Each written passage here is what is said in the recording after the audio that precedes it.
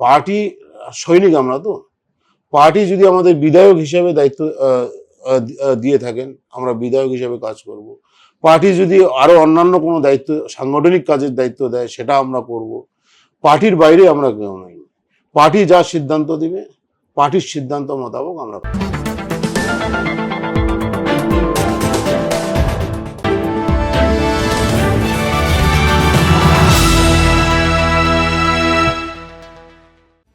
তৃণমূল প্রার্থী পরেশচন্দ্র চৌধুরীকে বিপুল ভোটে পরাজিত করে মেখলিগঞ্জে এবারের জয়ী প্রার্থী বিজেপির দধিরাম রায়। কোন মন্ত্রিত্ব পাবেন তিনি, নাকি মন্ত্রিত্বের বদলে মিলতে পারে উত্তরবঙ্গ উন্নয়ন পর্ষদের গুরুত্বপূর্ণ দায়িত্ব? তবে তার মতে পার্টি যা সিদ্ধান্ত নেবে তাতেই সামিল হবেন তিনি। একই সঙ্গে মেখলিগঞ্জের উন্নয়ন নিয়ে কি চিন্তা ভাবনা করেছেন তিনি, তাও জানালেন ট্রু নিউজ বাংলার পর্দায়।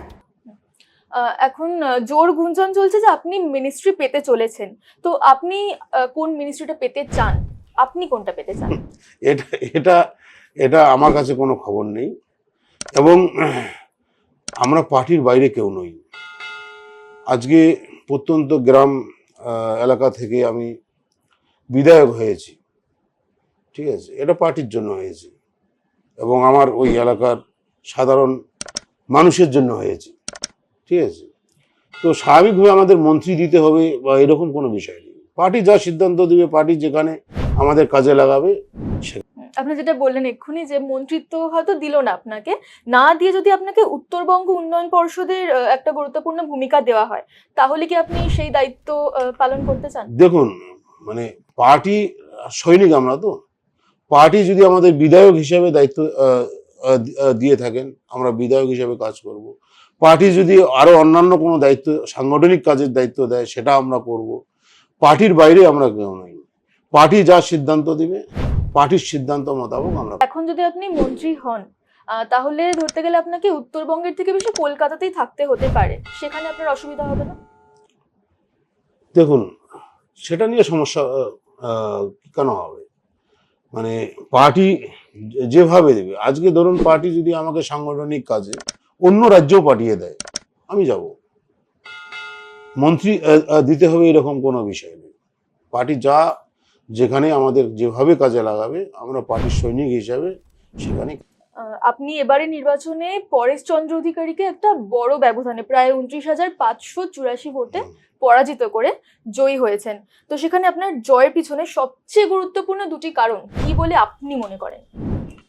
দেখুন, সব থেকে বড় সমস্যা হচ্ছে মানে শিক্ষিত যুব সমাজ অন্ধকারে, এবং কর্মসংস্থান বলে পশ্চিমবঙ্গে কিছু নেই।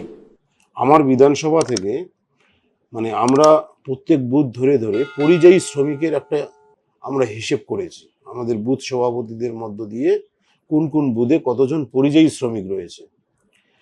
তো আমাদের বুথ সভাপতিরা আনুমানিক একটা সংখ্যা, তারা নাম এবং মোবাইল নাম্বার ধরে ধরে তারা যতটা পেরেছে করেছে। তাতেই আমাদের 26,700, একটা বিধানসভা থেকে 26,700 বিজেপি করা কর্মী, তার মধ্যে তৃণমূলের কর্মী রয়েছে, আরো অন্য দলের কর্মী রয়েছে, তারাও পরিযায়ী শ্রমিক আছে।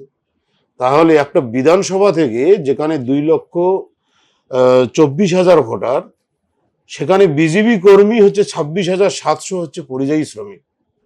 তার মধ্যে তৃণমূল আছে, সিপিএম আছে, আরো অন্যান্য দল আছে। তাহলে ভাবুন পশ্চিমবঙ্গের অবস্থাটা কোন জায়গায় আছে। তো এই কর্মসংস্থান একটা বড় ফ্যাক্টর, এটা আমাদের বিধানসভা। মেখলিগঞ্জ এখনো পর্যন্ত একটা অনুন্নত এলাকা, অনুন্নত জায়গা, সেখানে আপনি প্রথম 6 মাসের মধ্যে মন্ত্রিত্ব পাওয়ার প্রথম 6 মাসের মধ্যে কি কি কাজ করতে চান? দেখুন, মন্ত্রিত্ব তো এখনো পর্যন্ত পাইনি। শপথ নেওয়া হবে এই 2 দিনের মধ্যে নিশ্চয়ই? না না, এখনো পর্যন্ত আমার কাছে এরকম কোনো ইনফরমেশন নেই।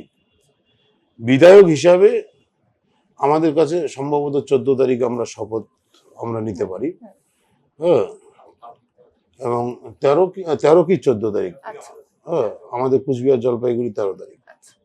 তো কালকে শপথ নেব, পার্টি যেভাবে কাজ দিবে, কিন্তু সরকার আমাদের রয়েছে, সরকার আমাদের কাজ করবে। এবং মেখলিগঞ্জ অনুন্নত জায়গা, এটা আপনারাও জানেন, আমরাও জানি। সেটার থেকে মেখলিগঞ্জ যে পিছিয়ে পড়ছে যা যা কারণে সেগুলোকে আমরা ধীরে ধীরে ইনক্রিমেন্ট করে আমরা একটা উন্নত জায়গায় পৌঁছে দেবো। যেমন আপনি কোন কোন জায়গাগুলো পিছিয়ে পড়ছে মেখলিগঞ্জ? দেখুন, মেখলিগঞ্জের সব থেকে বড় প্রবলেম হচ্ছে শিক্ষা ব্যবস্থা। আমরা ছোটবেলায় মেখলিগঞ্জকে যা দেখেছি, আজকের তারিখেও মেখলিগঞ্জ সেই রকমই আছে। মেখলিগঞ্জে নতুন করে মানুষ আসেনি, বরং মেখলিগঞ্জের মানুষ মেখলিগঞ্জ ছেড়ে চলে গেছে। অনুন্নয়নের মধ্যে এডুকেশন আমাদের ওখানে নেই, আমাদের হেলথের কোনো ভালো সুবন্দোবস্ত নেই, এবং ওখানে 90% উপরে মানুষ হচ্ছে কৃষিজীবী। এখনো পর্যন্ত একটা কোল্ড স্টোর নেই। তো কৃষকদের স্বার্থে কোল্ড স্টোর করা হবে, এবং প্রচুর সেখানে জমিন রয়েছে, খালি জমিন রয়েছে, সরকারের জমিন রয়েছে, যেখানে শিল্প করানো যায়। তো ছোট ছোট যে শিল্পগুলি হয়, কৃষিজাত শিল্প, সেগুলোর মধ্য দিয়ে সেখানকার কর্মসংস্থানকে ফিরিয়ে নিয়ে এসে মেখলিগঞ্জকে আমরা উন্নততর মেখলিগঞ্জ করতে চাই।